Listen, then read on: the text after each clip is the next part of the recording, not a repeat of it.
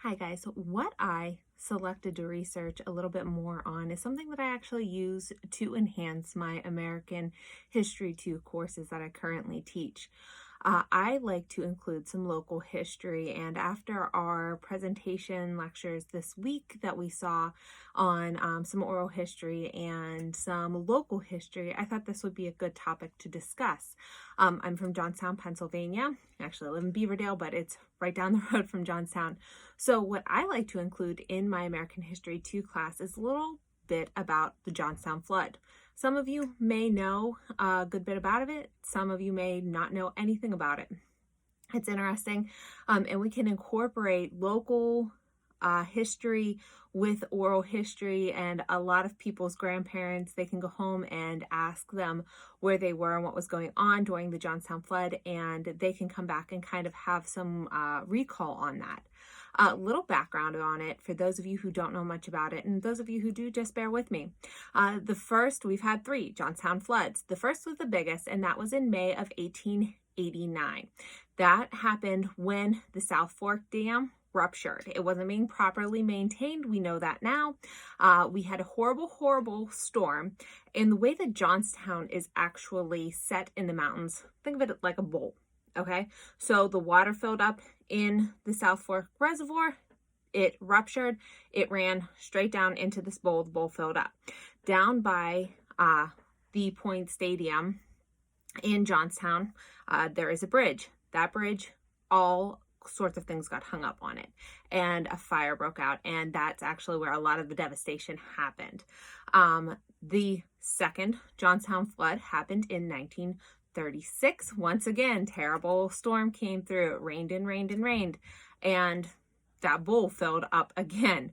And the third one in July of 1977. And this one is interesting. I enjoy talking about it because my parents were married and remember this flood. They tell a story about how my grandfather's dog actually was tied in the backyard during the storm, and they looked out to go get it. It was a hunting dog, and the dog was gone. It had got washed away by the floodwaters, and their house is up by the Johnstown Airport. If you know where that is, it's actually up the mountain from downtown Johnstown. So the floodwater, whenever it had swept down through the valley, came up, swept the dog away. The next morning they went looking for it, and it actually was hung up by its collar in the creek behind their house. And the dog was, of course, never the same after that. It survived, but it was never quite the same when a storm came through. So I like to bring these stories into my American History 2 class because it sucks everybody in. The sources that I have cited here for you guys, the first one is an article. It is entitled The Johnstown Flood of 1889. It is by Patty Michaels. This is just a little background information for those of you who don't know a whole lot about this topic. I don't believe it is overly written on, but just in case those of you are more interested in it. And then the two newspaper articles that I chose for this. The first one was entitled 14-Foot Flood in Johnstown Paralyzes Business Area. This was in the New York Times, and this was about the 1936 flood. They talk a lot about how they feared it was going to be like that 1889 flood.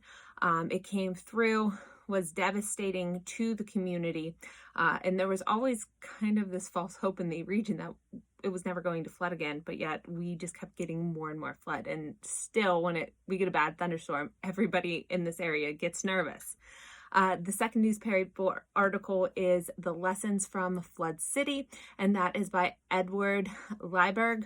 And this one talks about comparing the warning signs of the Johnstown floods to the campaign and the election of 1992 and politics, basically saying that there were a whole bunch of warning signs that disaster was coming, and they were ignored. And that's very true in the case of all of the Johnstown floods, actually. So I hope this was interesting for you guys. I hope you guys enjoyed a little bit of local history here for myself.